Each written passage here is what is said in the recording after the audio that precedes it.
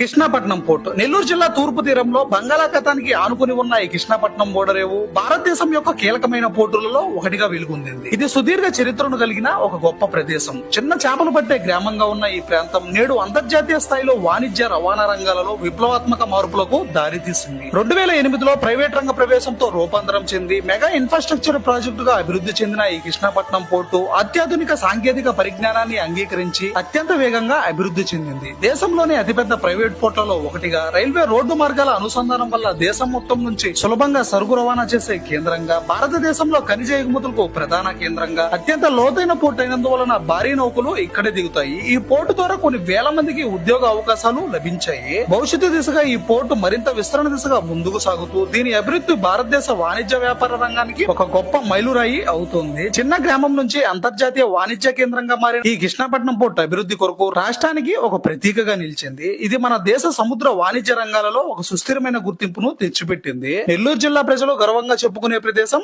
ఈ కృష్ణాపట్నం ఓడరేవు. ఈ రీల్ ని మీ ఫ్రెండ్స్ అండ్ ఫ్యామిలీ మెంబర్స్ కు షేర్ చేసేయండి. సైనింగ్ ఆఫ్, మీ ఐ లవ్ బుచ్చిరెడ్డిపాలెం.